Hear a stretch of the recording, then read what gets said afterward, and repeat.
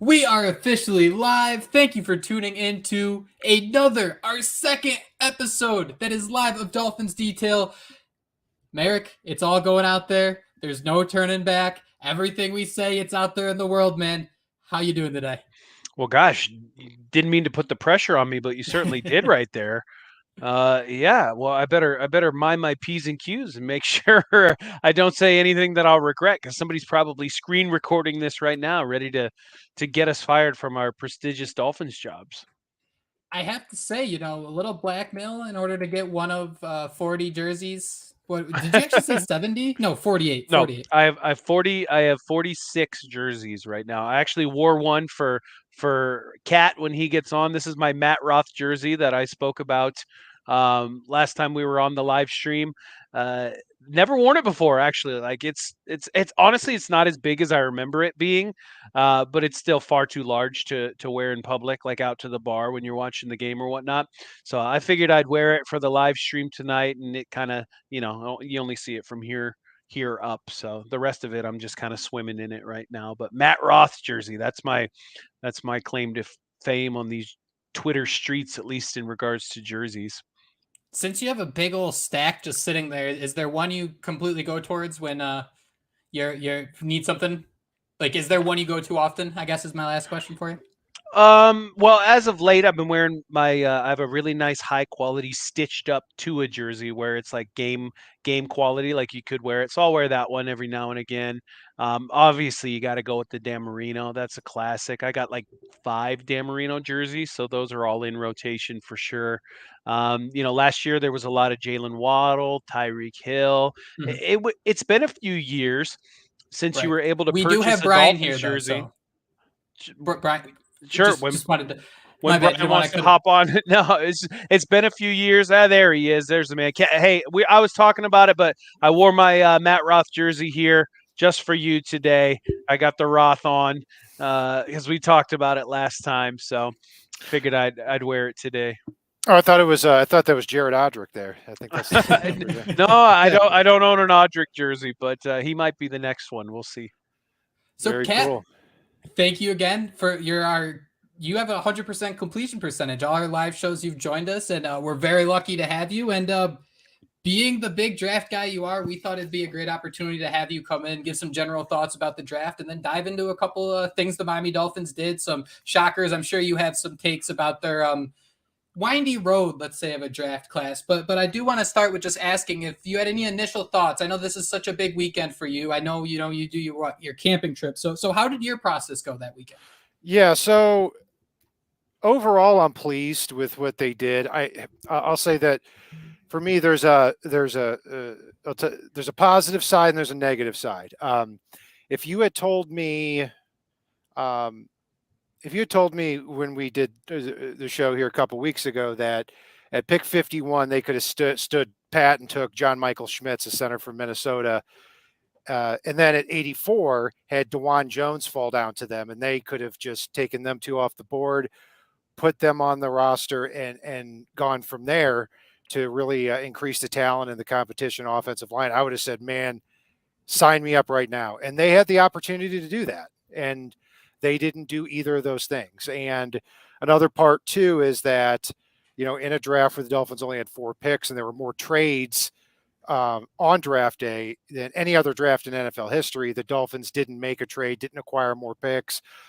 I'm not completely upset about that, but that's also something I was looking for them to add to the offensive line and get extra picks. They didn't do two of those things, but I still do like the 2 players that they took atop. In fact, I like all 4 guys that they took at their spots. What did them doing that? I mean, you mentioned John Michael Schmitz was there. Zach Charbonnet went 1 pick after the Dolphins drafted Cam Smith out of South Carolina. What do you think that says about their mindset or their approach about building this team? The instant answer is they're happy with the guys, but it does kind of make sense. I feel if you do want to leave like a Connor Williams at center and not mess with a good thing you got brewing there. Yeah, and I think that's part of it, Jake. What you said there is, if you're going into a season where you're trying to win now, do you really want to, even though you could get away with it, do you really want to take the center and move him to left guard and bring in a rookie to make the line calls? Probably not. John Michael Schmitz also can play guard. So I thought he was a really good short-term and long-term fix along the offensive line. And as far as running backs concerned, obviously they come away with Devon Achane there in the third round. I liked him far more than Zach Charbonnet in this type of offense. So I had Tyjae Spears as my third running back, but I will say that the medicals on him reportedly came out a lot worse, especially in regards to his ACL. So that would have changed things had I known that before the draft started. Marek, I was in Boston, so I didn't really necessarily watch the draft live, but I know when that pick 51 was coming up, I know you were getting a little antsy. Can you give me a little bit of what your reaction was when you saw all this kind of unfold a little bit on that second day? Yeah, we had talked about a number of guys that we had hoped would fall to that pick 51 selection. And it seemed like a handful of the guys that we were targeting, at least us as fans, and this trio of individuals right here on our last live stream. A few of those guys were there at pick 51. And I thought, oh man, we're going to walk away with one of the guys that we wanted. And then the Cam Smith pick gets made. And I'll admit, I was a little disappointed when that pick got made. Now, since I've had time to digest it and really kind of dig into why the pick was made. And you got aging corners in Xavier Howard and Jalen Ramsey, even though you just acquired Jalen Ramsey. And eventually these guys are going to need replaced. I was hoping to add a player who could help the Dolphins a little bit more right now, shore up that offensive line like you were talking about, Kat. There's clearly a need in that tight end room. And there were a couple guys there that I thought might be worth the pick. So I was a little bit disappointed when the pick was initially made at pick 51. But I got over it quickly, and I've been able to see how Cam Smith can help this defense and really just kind of see what kind of a player he is. And he looks like a quality talent, nice sticky coverage out there, real aggressive dude. And he's kind of got that swagger about him, and hopefully that ends up being a good thing for the Dolphins and not a bad thing. But when you got that veteran leadership on the defensive side of the ball and then Vic Fangio calling the shots, you think he'll probably be able to keep his head on straight there. So, Kat, I want to ask you, because in South Carolina, it was a lot of man coverage, and that's where Cam Smith was that's where his instincts really shined, right? Some people said he'd, run routes better than the wide receiver would. It might have even been Marek who said that in our group chat. But how does that kind of unfold in a Vic Fangio scheme defense, where I kind of have a feeling where he could be a pretty instinctual slot guy early on, be physical inside the box for the team, even though that wasn't his preferred technique, his preferred defense in college. I do feel like that transition goes pretty smoothly if you're going to try to throw him in slot early in his career.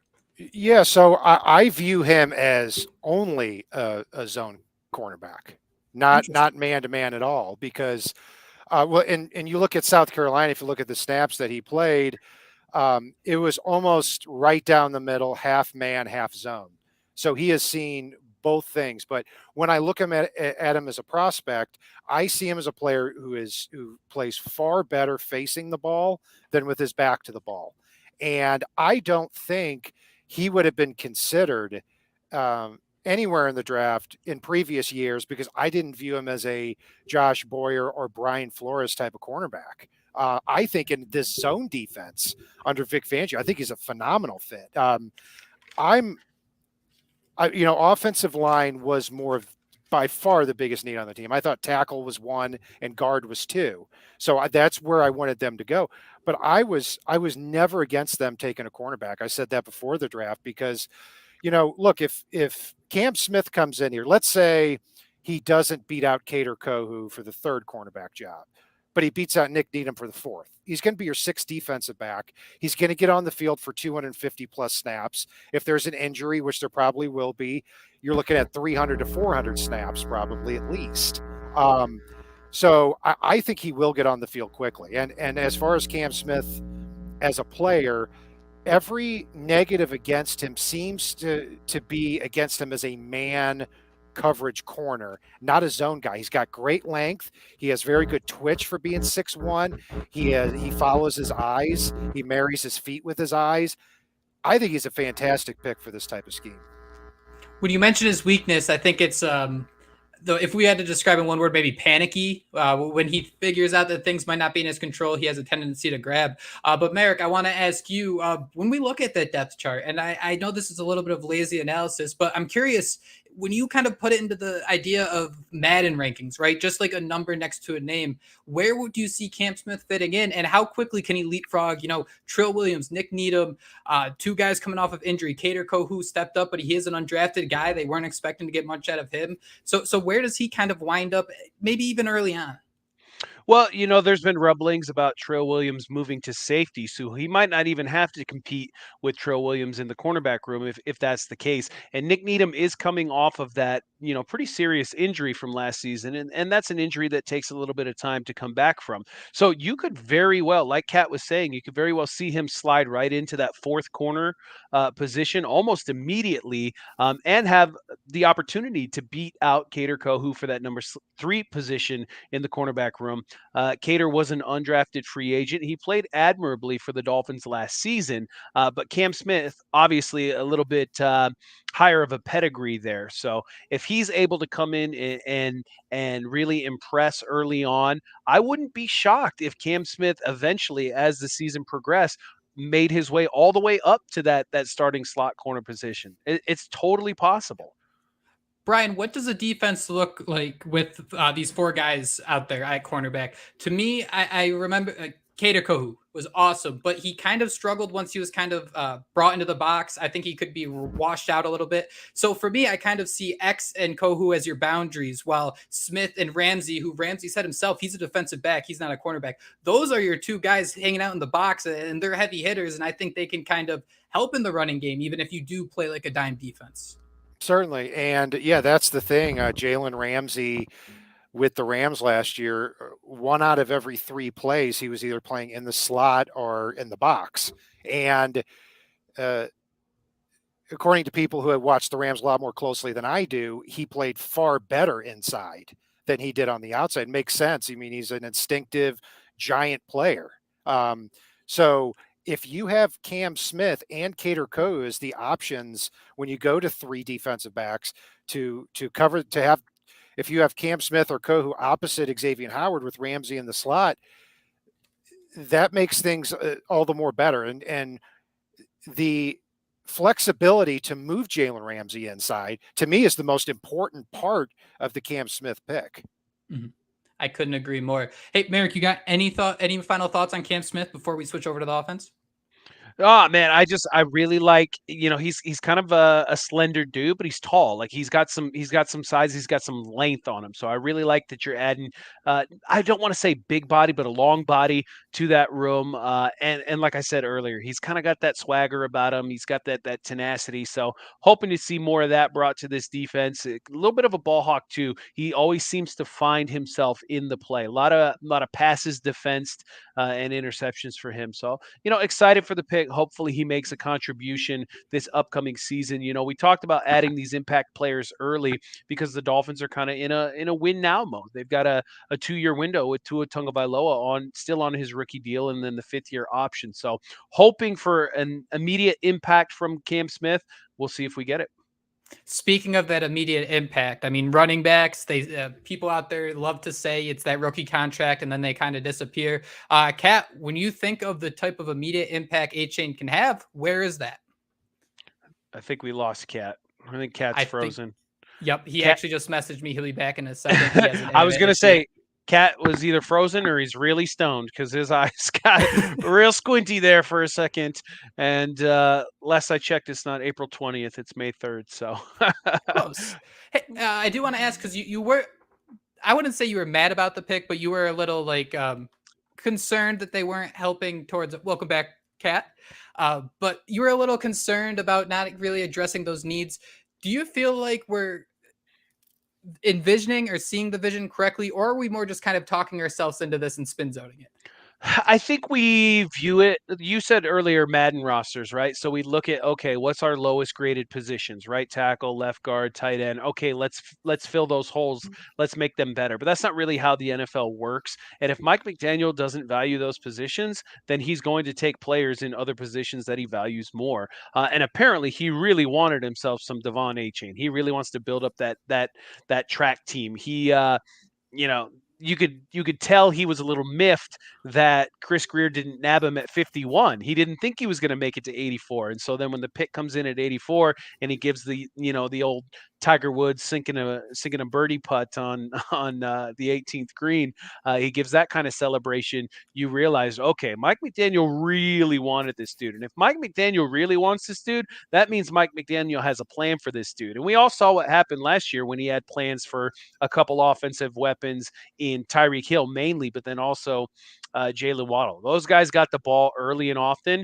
And, Achane, he's a rookie here, and the Dolphins have a solid running back room with Raheem Mostert and Jeff Wilson. But those guys are getting up there in age, and they're on 2-year deals. So you could see Achane being the future of this running back room. I want to know how much he'll contribute right away. With that speed, with that home run hitting ability, I could see him getting quite a few snaps pretty early on. How do you feel about the Achane pick, Kat? I loved it. And the way I always felt about Achane there was that either you take him at 51 or he's not going to be there at 84. I didn't see any way that speed would last that pick. I completely understood how Mike McDaniel felt on that. This guy has real speed. I mean, you're talking about 4.32 40. And there were a lot of people that were disappointed with that. And you're talking about somebody 4.32 40. There has not been a running back drafted in the first 3 rounds of the NFL draft who had a faster than a 4.32 40 time since CJ Spiller in 2010. Chris Johnson also was the other guy who ran a 4.24 in 2008. I mean, and he's not just flat out speed. You're talking about somebody here. You look at the last 3 games of his college career. He had 138 yards rushing against Ole Miss, a 15th ranked team. He had 122 against Florida. He had 38 carries for 215 yards and 2 touchdowns in his final game against 5th ranked LSU. So this is somebody who is very, very productive. And he's good in the passing game too. He has very good hands, and his flaws are really well documented. He's not hard to figure out. He's small, and he's not going to be a bell cow running back, and he's not going to be a good pass protector.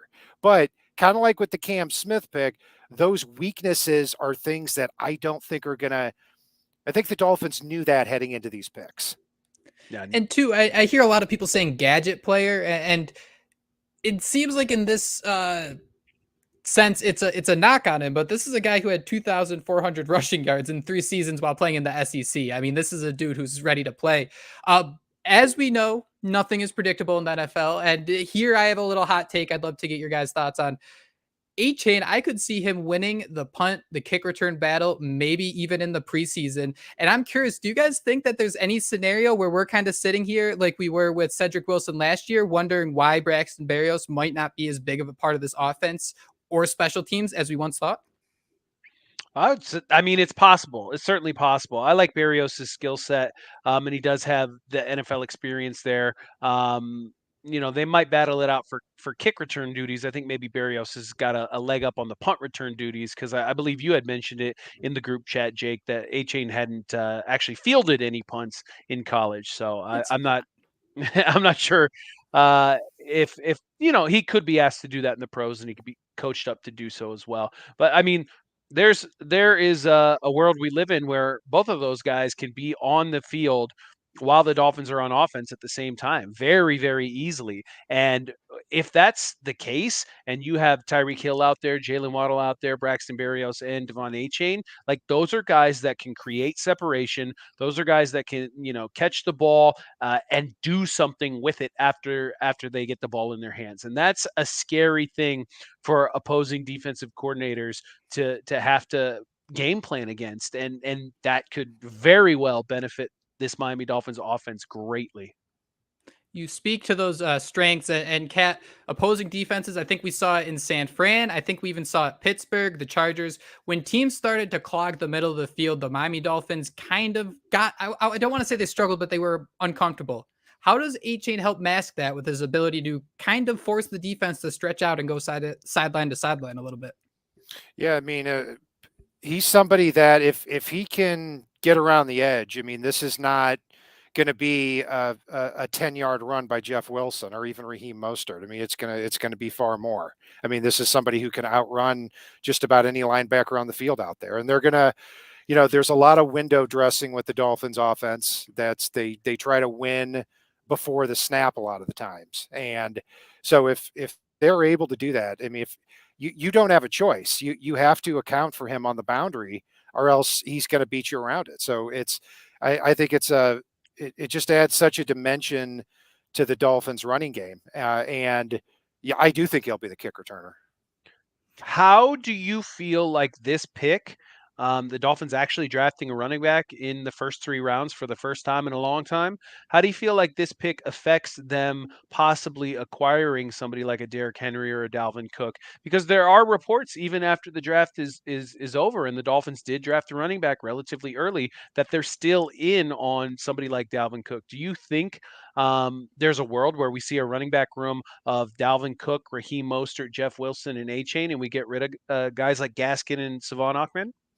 There's still talk about that. I don't see any way the Dolphins are going to get Henry or Dalvin Cook at this point. They've invested a lot into the running back position. Now they just drafted one in the 3rd round. I think it would be a shame if after you were able to get Achane here in the 3rd round, that you put so many veterans in front of him to get onto the field. To me, running back is a young man's position. I'm not interested in Dalvin Cook at all, quite frankly. And is that the injury history and kind of the age factor working against him there for you? Age factor, yeah, and that's crazy because was he 26, 27? Somewhere around there. But he feels a lot older. He's ancient. It feels like he's injured every year. Yeah, there's durability issues there for sure. And to me, bringing back Mostert and Wilson is more of the reason that I'm not interested in the running back than Achane is. There's too much there as far as I'm concerned, and yeah, I just don't see it happening anymore. So, assuming the Dolphins keep 4 running backs and Mostert, Wilson, Achane are locks, who's the odd man out? Gaskin or Ahmed? Gun to your head. Both. Both. Do you think both of them Practice are gone? squad. What I think I can't believe. I mean, Myles Gaskin played 93 snaps last year and was healthy all year. Like I cannot understand why he's back in the building. I don't know why he'd want to be back in the building. And Devon Achane, if he stays around as the fourth running back, I'm fine with that. He doesn't make a lot of money. He had some pretty good runs when he was given the opportunity last year. I'm okay with that.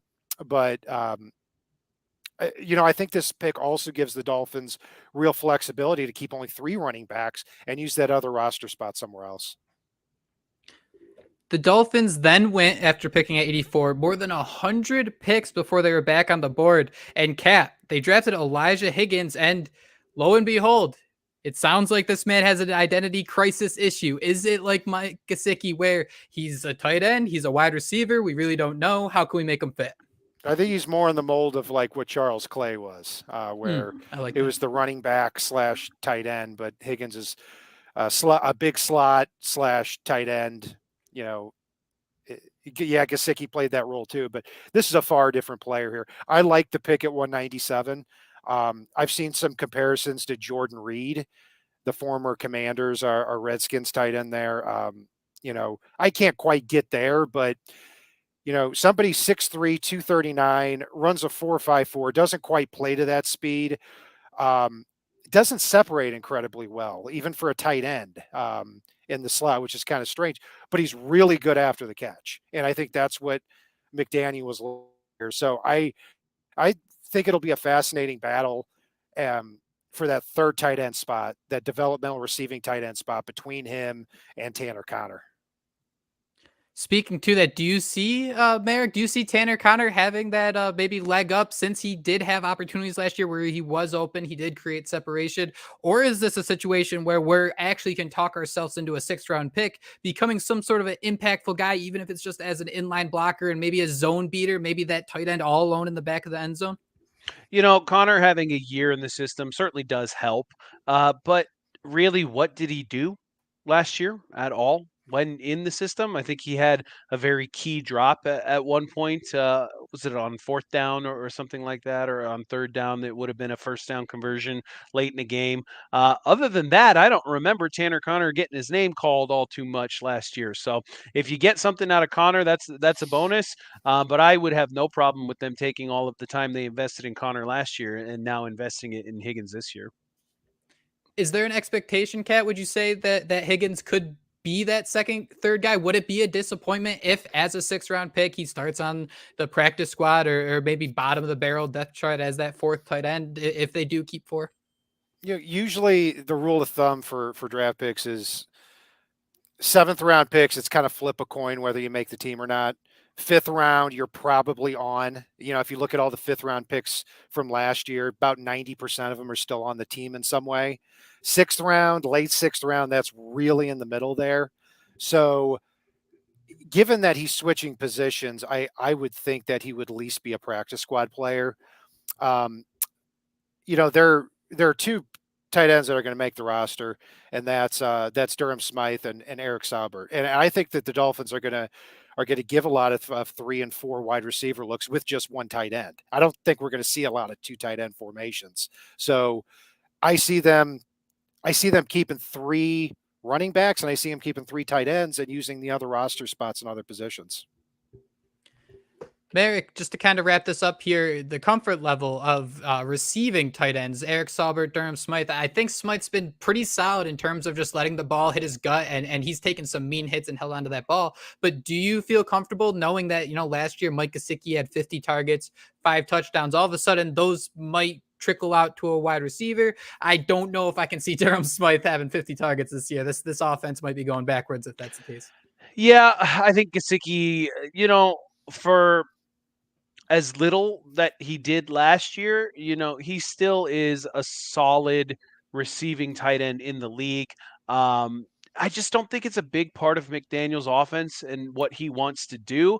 And I think they proved that by taking a wide receiver with the inclination to switch him to tight end when there were still actual tight ends, players who played the position of tight end on the board that they could have drafted and tried to develop there as well. So I think this is a dart throw. I think if you get anything out of them, that's a bonus, that's a plus. But I just don't know if Mike McDaniel values tight ends the way some other coaches do and the way us Dolphins fans probably do. And with that too, it seems like, I think a lot of the negative around Gesicki was not only the production, but just the price tag. I think in this scenario with it's a 6th-round pick, I don't think the spotlight's going to be on him completely. And even though he is that kind of tweener, even though in a different sense, I do think it's just going to be viewed a lot better just because the contract of the 6th-round pick is nothing compared to the salary Mike Gesicki had last year. Cap, one more player on our list, Ryan Hayes, Michigan tackle. I'm just going to come right out. I've said this before. I'll say it again. Do you just draft tackles and play them at guard? Is it that simple? Not usually, but with Ryan Hayes, 6'6", 300 pounds. And what's odd about him is he has 32.5-inch arms. Cam Smith his arm length is 1/8 of an inch shorter than Ryan Hayes. So that's weird to say, but that's why he's probably going to move inside the guard. He could maybe play some tackle. He was somebody that I thought if, early in the draft process when Ryan Hayes went down to the Senior Bowl and, got a lot of playing time down there, he was one I looked at and said, please don't consider him in the 2nd or 3rd round. Like his arms are not big enough. He's a converted tight end. He was only 250 pounds, a few years ago when he transferred from tight end to tackle, and now he's going to transfer probably to guard. But the arm length isn't there, but he is somebody that started, 14 games or 12 games at left tackle last year for Michigan, 14 the year before that. He didn't allow a sack last year. So if you can move him inside and you lessen the worry about, his arm length, and you can put some more weight on him and get him up to 310, 315 pounds. I think he's somebody that could stay on as a swing guy for you. To speak to that exactly, Marek, do you see this path going down swing tackle or guard? Where do you feel the vibe is with someone like Ryan Hayes? I think I'm in agreement with Kat there, where the arm length kind of dings him a little bit. I could see a transition to guard here, and there's a need at guard. So, if he miraculously becomes one of those 7th-round draft picks who actually makes an impact on a squad, then we'll reap the benefits of that. But expectations are low, as most 7th-round picks go. Kat, would you say the expectations might be a little higher than Higgins just for the idea that Miami has a weakness at guard? Miami has been desperately searching for a swing tackle. We see how big a big a deal that is in the Kyle Shanahan offense. So are they grasping for straws here and maybe hoping that this could be a difference maker? Yeah, maybe. Because there still is the need along the offensive line. I think it'll be an interesting battle, really, in training camp, where you're going to have, for the 8th and 9th and maybe even 10th offensive line spots, you're going to see a rookie going up against some veterans. Kendall Lamb they brought back, who played in one game last year for the Dolphins, looked really good, unfortunately, and then he got hurt for the year. They re-signed Jaron Christian, who's always been kind of a massive underachieving guy at the tackle spot, and Lester Cotton, who started the playoff game against the Bills at guard for them. It'll be interesting to see out of those 3 veterans and Hayes, who fills out the backup offensive line spots. Marek, give me a dart. How does it shake out? how does the offensive line shake out? The depth. Let's go with depth. I mean, it's hard to try to project. I won't make you say a 7th round is going to start day 1 at left guard, but who are those going to be, those last guys, when you consider Lamb played pretty well, Lester Cotton played in a playoff game, and Brandon Shell, he should be back on this team. I thought he was pretty solid at right tackle last year. Obviously not a left tackle. We learned that real quick, but I thought he was a pretty good guy considering the price tag. Yeah, well, I think Eichenberg will start at left guard. Austin Jackson will start at right tackle. And, I'm just going to cross my fingers and say, in Butch Berry, we trust, and hope that that pulls through. But I actually don't think we're done with the additions there. I do think that Cam Fleming addition, they brought him in before the draft. I think that might make sense at the right tackle spot. And his best season was last year in Denver when he was coached by Butch Berry. So, yeah, I agree with both of you on that. As far as at this point, I'd be surprised if Cameron Fleming didn't come in, especially after June 1st, when some of that money frees up, that Byron Jones money they can use toward that. But I'm with you too, Jake. I mean, look, Brandon Shell, I was surprised that he wasn't signed before the Dolphins signed him off the street. And when he got in, yeah, he was a terrible left tackle because he'd never played left. I don't even think he played left tackle in high school. I know he didn't play it at South Carolina, and I know he didn't play it in the NFL. So when he got on the field, was he great? No, but how many games did the Dolphins lose because of Brandon Shell playing right tackle? I mean, we've seen with Austin Jackson and Jonathan Martin and Tyson Clabo and Mark Colombo over the years, a right tackle can ruin games. And I don't think Brandon Shell did that last year.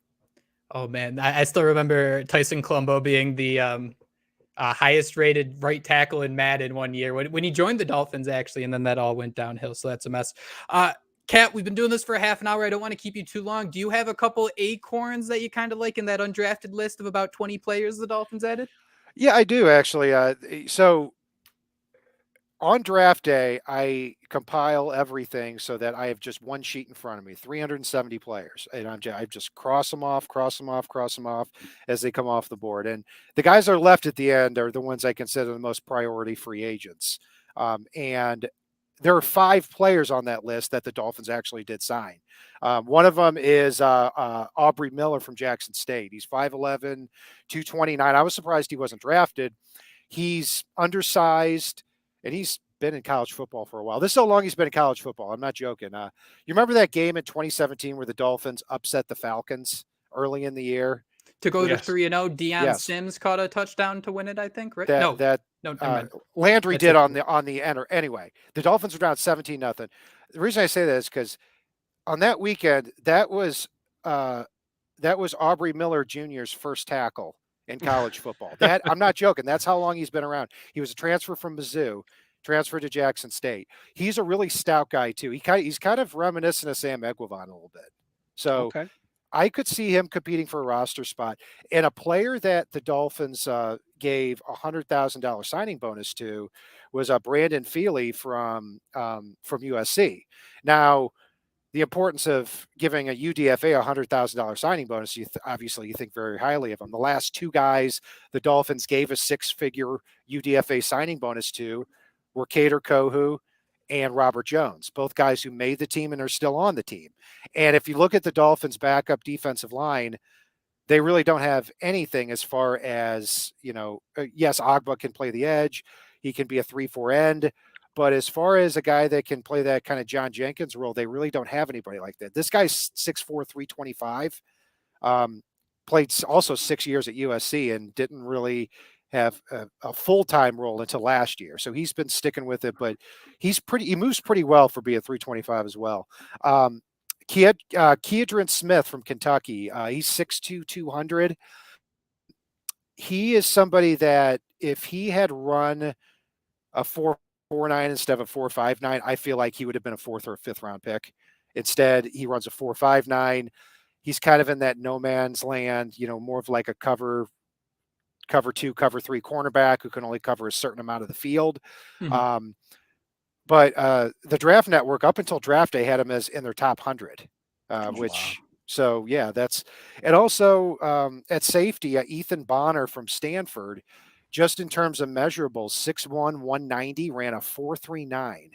So somebody who, if you're looking for guys at the bottom of the roster spot to fill out the special teams role, he could be fascinating. And the final one and my favorite one, I'd say out of this list, is the punter, Michael Turk from Oklahoma. I thought this was going to be the only punter that was going to be drafted. And he's the nephew of former Dolphin punter Matt Turk. Mm-hmm. So he punted 2 years at Arizona State and then transferred to Oklahoma. In 2021, he averaged almost 52 yards a punt. And then last year at Oklahoma, he averaged 47 yards a punt, or close to that. As far as accuracy on punts, I've got to reference this. He had 38 punts inside the 20 and only 14 touchbacks. And that's Morstead numbers. Yeah, I mean, I wish they would have brought back Morstead. I did not like the idea of signing Jake Bailey. I thought he's been not only terrible but controversial over the last couple of years. I didn't care for that. I hope Turk actually. I've got to look at how much guaranteed money the Dolphins gave Jake Bailey, but I'm rooting for Michael Turk just to flat out beat him out for a roster spot.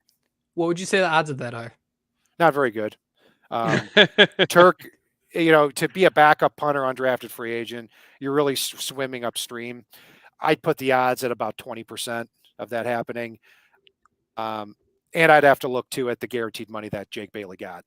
It's a good point too. It's so much fun because all you have to do is follow that money. I just want to mention one thing about Peely that I absolutely find interesting. This is a guy that tore his Achilles on April 10th of 2021.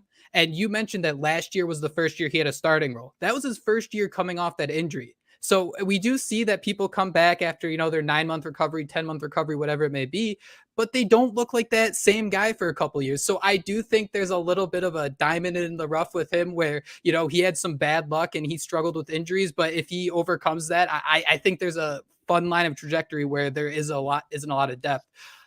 Marek, any of these guys that Brian or Kat mentioned really stick out to you? Anyone really catch your eye?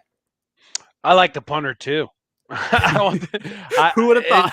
It'd be a fun story, right? It'd be a fun story. And I mean, if you can get a punter on a cheap contract like that and you're not spending money on Jake Bailey, however much his contract's going to be, then that gives you a little bit of extra spending cash elsewhere. So also we didn't mention him, but Jarrett Horst looks like kind of a nasty little dude on the offensive line. See if he can do something. And then Zeke Vandenberg, kind of from my neck of the woods here, not too far away from me here in Iowa, from Illinois State as the linebacker edge rusher type player. Keep an eye on those guys as well. Kat, to wrap us up here, one final question. Can you give me maybe a guess? We mentioned Cam Fleming. What are 2 positions you think the Miami Dolphins are going to add with that Byron Jones money in that third wave of free agency? Fleming is the one guy I've got my thumb on. To be honest with you, I'm struggling for a second guy because they really have to put all their attention, all their resources on the right tackle position. If you can sign Cameron Fleming or even bring back Brandon Shell and get 1 year of just average right tackle play out of them, that's going to give you really good insurance when Austin Jackson falls on his face again. And yeah, I mean, because other than that, you look at the rest of the roster. The rest of the roster is pretty filled out. Somebody like, for example, if I'm going to pick a second guy, I don't know if he's been signed yet. I got to check the transactions over the last few days, but like Al Woods, a veteran defensive tackle. I would have said Poona Ford, but he just got signed by the Bills. So they're lacking depth at the defensive tackle spot, but most importantly, they need to add a right tackle, and I'm confident they will. I completely agree with you. Maybe safety, maybe linebacker if one of those guys don't play out. But yeah, it's all about depth. They really have a nice foundation here. But that is it. That is all the time we have. We went 40 minutes talking about Miami's draft class. Kat, thank you so much for joining us. Marek, it's always fun to be side by side with you. Thank you to all our viewers who tuned in live. If you are liking the show, please hit that subscribe button. Please leave us some comments. It helps us improve the show, and we greatly appreciate it. But for Dolphins Detail, I can't wait to talk to you guys next time. But until then, fins up. Fins up.